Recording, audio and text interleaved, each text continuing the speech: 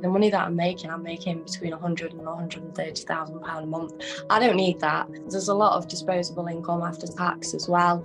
They're bought out in cash, so there's no mortgage to pay on these houses, so I can charge whatever I want rent-wise, which is why I can do it at a low cost. The reason that I'm doing this housing plan is because I was homeless quite a few years ago. I was put into a house after a few weeks, but I was living on the streets in a park.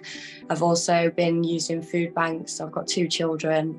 I've lived on the breadline in poverty for most of my life, or all of my life really. It wasn't until I was 25 that sort of changed. So I wanted to do something. Obviously, I can't make a huge difference, but with the money that I've accumulated from doing OnlyFans, I would really like to start my own sort of low income property plan.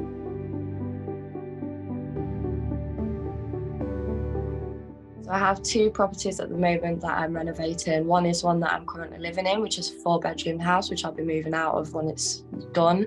And the other one is a 2-bedroom terrace house. And I've got so many people asking me about it since it's been in the news. But the only way that I am going to be choosing tenants is through temporary accommodation, where families have obviously lost their home and they're placed in a B&B or something like that until they can find somewhere on the council. And also the food bank that I went to myself a few years ago, I'll obviously be taking references from people there that are struggling, in need, and advertising the properties in these places as well for people in need. I did encounter a few challenges while trying to purchase my property because of my job.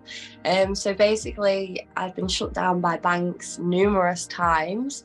Once my account was just gone, I didn't know if all the money had gone or what. So I still don't have a proper business account. I'm having to use 2 personal accounts because none of the banks in the UK will accept my job.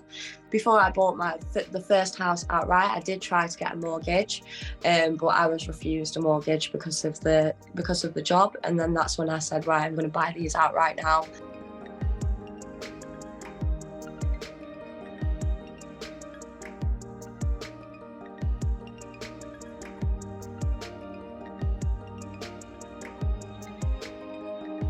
I think even at 28 to own 2 properties is a massive achievement in itself. So I can't set a date on it, and I'm not going to put too much pressure on myself because I've already smashed every goal that I've ever had and then some. So yeah, I'm pretty happy with where I am now.